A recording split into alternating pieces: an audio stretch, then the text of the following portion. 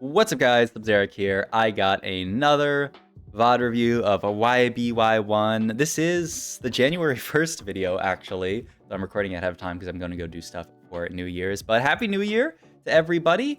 My TFT New Year's resolution, I don't know, maybe I'll do a video about that. I kind of have to think about it a little bit more. I got some complicated thoughts about Teamfight tactics because as this video is going out, I will probably not be making the snapshot for the KDA Cup, just because I ran it down today right before I started recording these videos. I'm like kind of tired. I woke up, didn't get that much sleep, played a bunch of games, bought Fordham, and now we're watching YBY1. Woo! Which, like, what could be a better New Year's gift? I guess, do people give gifts for New Year's? Not really. What could be a better way to ring in the new year but by watching somebody? I mean, it's the first, right? And he is going 1-1-1. So yeah, interesting here that he doesn't want to pick up this Annie. He's just, whoa. I mean, this is YBY1 mode. He pre-levels to 4 because he hits the set and says, you know what, I just want the highest odds of finding Heartsteel here. I'm not going to play for this Annie unit. I'm not going to slam Nashers. Feels like he never wants to play towards AP. We get Patient Study, which is a little bit...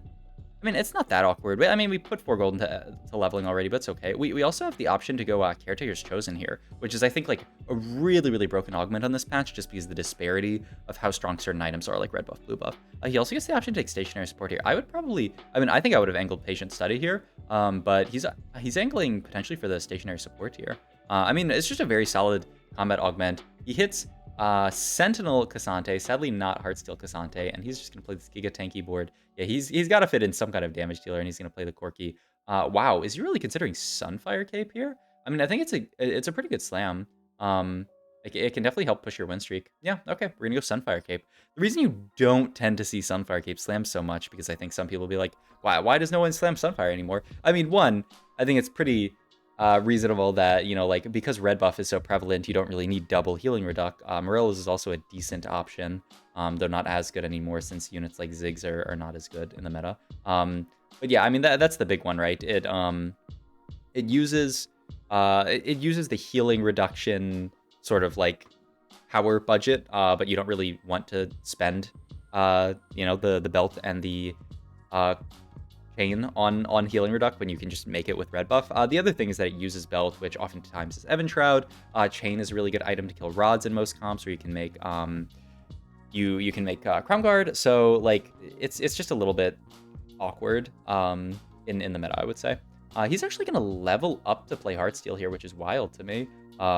Just gonna go for, I guess, the win streak for Sentinel Heartsteel. He says, you know what, the Heartsteel will pay me back in the gold. Like I really thought he would just stay, make 10 gold here, and just chill. But yeah, he's gonna use all of his XP, double level here, so that he can play 3 streak Heartsteel, which seems like a YBY1 kind of play. He's just going to play for streak, play for as much HP as possible, and just be in a really good spot with Heartsteel.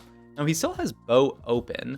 Now red buff is much worse because, you know, we've made this Sunfire Cape. I guess you could still just end up going red buff. You go for something like last. You can go for like a Renans. I think Renans is a very solid slam. He's gonna go.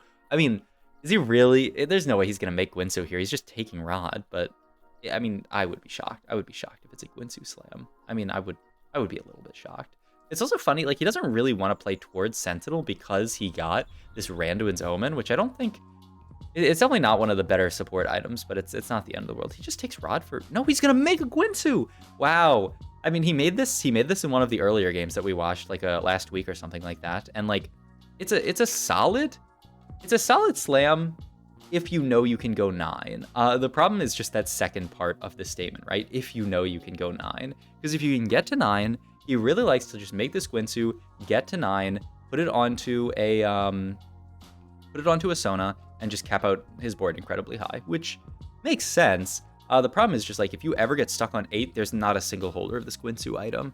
You can put it onto Ezreal, it's not very good. You can put it onto Caitlyn, it's even worse. You can put it onto someone like Karthus. I think Karthus might be the best holder of it, which you know is a sad state of affairs because I don't want to have a Karthus on my board. There's just barely anyone who uses it well. A lot of lower cost units, like this Aphelios uses it decently, Jinx uses it well.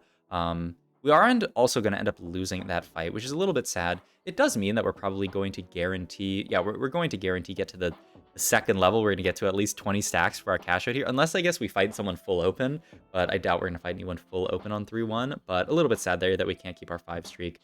He does get to hold on to this set, which could be set pair, could be a nice unit, just make a board around. We don't get another component, actually. Interesting.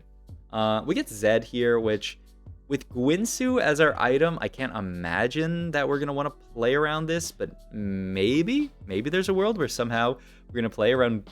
I mean, like it would just be like Gwinsu on another unit, and then like we find some items for Zed, but it's just, man, he just almost like headbutted the camera there. But yeah, the problem is just so expensive to hold on to the Zed. If we win, I imagine we'll hold on to the set. If we lose, I would think we would actually sell set pair, but I'm not actually sure. Looks like we're not going to cross that bridge because we are going to win and probably sell Cassante here and make 40. Wow. Oh, no, he's going to hold Cassante. Wow. Okay, so I think his idea here, by the way, behind... he's so tilted by the fact that he just did that. So we have reached the summit, teaming up here. What did he even reroll for his... oh, I mean, none of these are very good. I guess you can go this one and just grab a component and a little bit of gold. But yeah, he gets set pair in here, and like, oh, he's like, oh man, my set. Yeah, I'm surprised by him. But the idea, right, is that if he gets like a Heartsteel chosen, he can sell this and then replace it, which is not unreasonable. He rerolls here, hits Recombobulator. I mean, that's not very good either. I mean, you have to reroll reach the summit, right? This augment average is like a 5, I think. Oh my god. Okay. I mean, in line, I guess, with his gameplay. I do want to look up the average placement of this augment because I'm pretty sure it's 4.86. Okay, not quite a 5. When you reach level 9, gain 50 XP and 10 gold. In case you didn't know what the augment did, because no one ever takes it, because it doesn't do anything. It helps you get to level 10. I mean, I guess it gives you 10 gold once you hit 9, but like it helps you get from 9 to 10. The problem is most people don't have that issue. Once you get to 9, you can just chill. The problem is getting to 9 in the first place, and we're playing down a silver augment now. But yeah, he's actually going to take reach the summit. I mean, I think this augment is just not very good, but I mean, continuing from what we were talking about earlier, right? He's coming at this game with the assumption that he can go 9.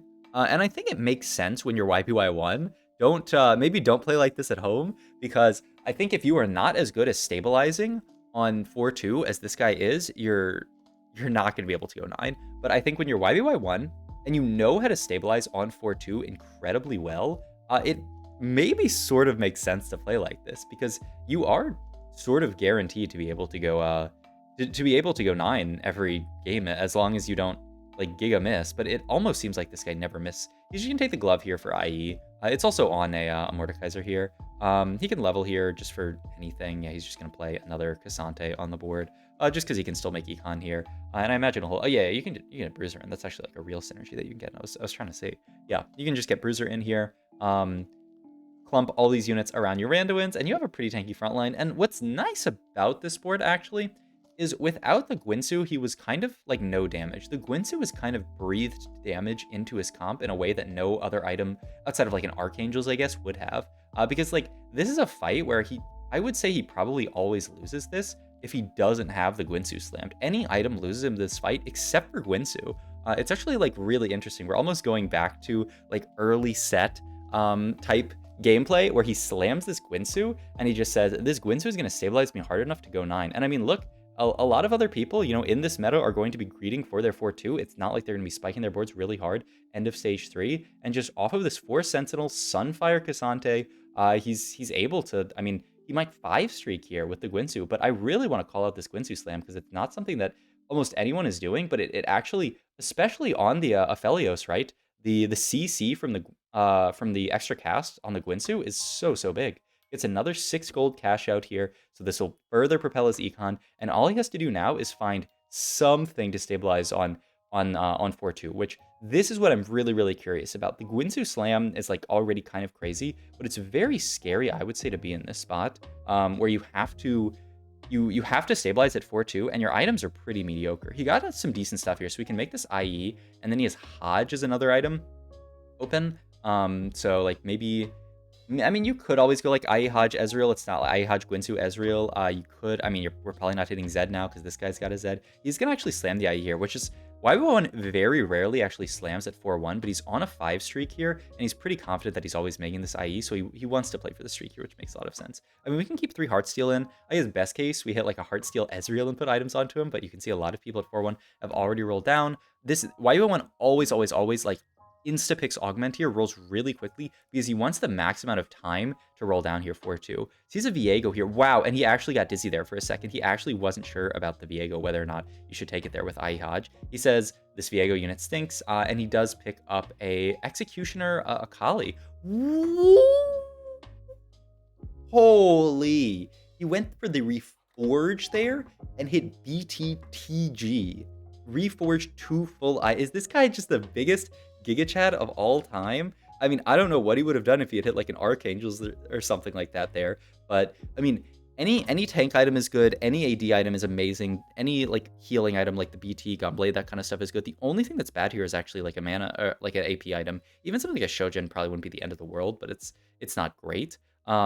But yeah, I mean, he even kind of has an out for those items and putting them on Senna. So it makes a lot of sense. And he hits the BTTG, which spikes his board. And now we're just on our way to level 9. What a cool... But yeah, I think so much is crazy about YBY1's gameplay. But I think the 4-2, every time I see it, I'm just blown away. Because I think the presence of mind to skip that Viego, I think, is really, really smart. He has already all of his outs in his mind. And Viego doesn't exist in those outs. And that's something that I think I've need to work on in my own gameplay, and I think a lot of people need to work on as well, is not playing too flex.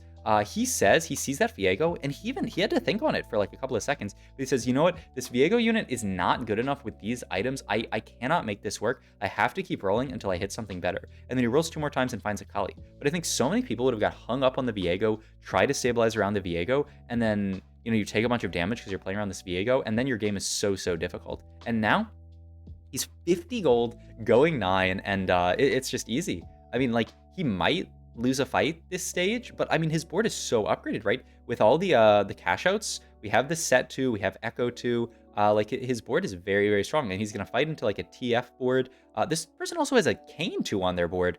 I don't know how this happened, but they have Kayn 2 with Edge of Night BT, but the Kayn 2 can't really tank long enough. It's the Akali can actually just shred through the Kayn, and it's a win against the TF2 Kayn 2 board, which is just kind of insane.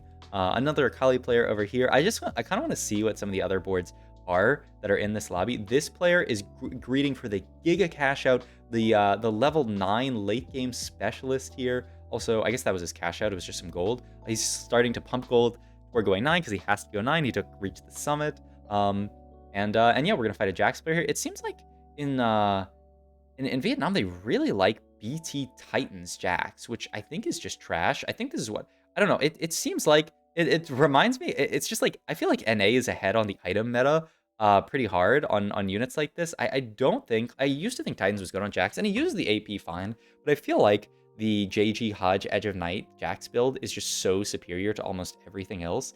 It's kind of wild that other regions are still not playing that version. I mean, maybe you know, Worlds will come this year and people are going to be playing those items on Jax, and you know, I'll be eating my words or something. All right, item slams here are interesting here because we want to play for level 9, right? We want to play for max cap this game. We have no armor shred. We could go something like Evan's Shroud. I think he would really like something like a Shojin for a Sona later because he loves playing around that Sona late game, but he doesn't have that option.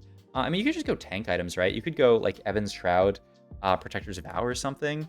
Curious to see what he goes for here because I think I would be tempted to go for like some tank items here, but yeah, he's just gonna go bow, say, okay, my board's tanky enough, I can TG a frontliner, Evan's Shroud, and then Hodge here. Yeah, I was looking at the Hodge option. The thing that's kind of weird is that now, like, we're gonna be playing for Akali. I guess we could just play for like Akali Kiana is the idea, or like Akali Yorick, and just play for like duo carry, frontline carries. I was kind of thinking of like diversifying our carries a bit, but like it doesn't really matter, right?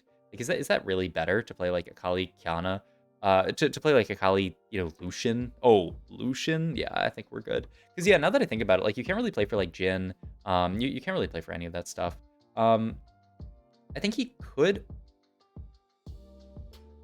Giga Chad. I was gonna say he could go 9 here, but I think his idea here is that he's gonna Peepo sit for 2 rounds and he's gonna go 10. This guy, man, this guy is so fun to watch. Actually just pieces out of there, says, I'm not gonna move. I am how much HP? Like, this is just such a great screenshot. his score is 1-1-1-1, and he just gets up and leaves before the round starts. And he's just gonna sack 2 here and then go 9 here. Can he go 10? He gets 50 XP. What was it? I think I was looking at this on stream the other day because I was playing Final Reserves, which also, like, please don't ever take that augment. I think that's what it's called, the one that gives you XP once you go to 1 HP. He's gonna get 50 XP. I think it's 84 to go from 9 to 10. I mean, depending on what his cash out is here, if his cash out is any amount of gold, he's probably fine. What a big cash out, by the way. Holy, I mean, he saved so much HP early. This is the YBY1 playstyle. You save a bunch of HP early, you get the big cash out, and that's going to allow you to cap your ward out. Yeah, Edge of Night makes perfect sense here for, like, the potential counter Yorick. He's going to get his cash out here. Can he go 10 in this spot? What's the math? Because he goes 9. Yeah, I mean, oh my god, he goes 10 with so little gold. He's going to sell the Akali here now, though, and he has enough gold to pick something up. We're not going to pick that. Okay, Heartsteel, Kayn, I think, is right up his alley. He also has the Kiana that he can play around. Is going to go Hodge. What is it? Hodge, Edge of Night, IE? Yeah. And then these items are going to go onto the Kiana here and just Infinity Force over there. And now we are at max cap, level 10, playing around this Kayn. Also, we're 5 Heartsteel because it's Heartsteel Kayn. Because, I mean, it's either that or Edgelord. And, you know, doesn't care about getting the Edgelord in. We're just going to kill a bunch of units. And at this point, the game's over. Unless someone hits like 3-star 4 cost, and even then, it's really hard. It's going to be impossible for someone to outcap him. Maybe he plays for 3-star Kayn this game, would be sick. He finds the Alawi that he can put in. He's just going to play the double Kayns here. And yeah, he's still playing all of these Heartsteel units, right? He's actively decided to play 5 Heartsteel on this board because he knows playing around this Kayn, playing around this Kiana, like, at stage 5, it's going to be very hard for someone to deal with this Kayn, especially with all these extra item points we have from cash out. Speaking of, though, we are going to fight the Jax board and lose to the Jax board down to 21 HP, but he's really, really healthy. So even though he takes that loss, he's kind of hard chilling here. I wonder if he decides to get out of 5 Heartsteel at this point. I wonder. Because, I mean, he has the Ezreal 2 in shop. He could opt to just get out of 5 Heartsteel and, you know, play for less high cap, but, you know, oh my god, he skips Ezreal. Okay, there's Kiana 2 and Yorick 2. There is the Sona that he just loves to play on this board all the time. He can pick up a Shojin for the Sona there. Whoa, whoa, whoa, whoa, whoa! He opts to sell? What? Okay. He says, you know what, this Kayn's fine, but I have Big Shot Jhin here. That's going to cap me out way higher than this Kayn. I already have all these Kiana items. I have the Shojin for the Jhin, so I can put these items onto Jhin. And now this is his board. What a cool pivot. So yeah, he says, you know what? The Kayn's actually not good enough. I want to play around this Jhin here. And Hodge, like, it's kind of awkward. He's going to go Hodge for nons onto this Ezreal. He still gets to keep 3 Heartsteel. And oh my god, his carry got assassinated, but he's still got the Kiana. And Kiana 2 should do so well into this Yone. Just ulting the Yone should it's just so difficult for Yone to deal, or for Yone to deal with Kiana. But yeah, this is our spot now. He's thinking about potentially getting a Lucian 2 in later. He's really just playing 5-cost soup at this point.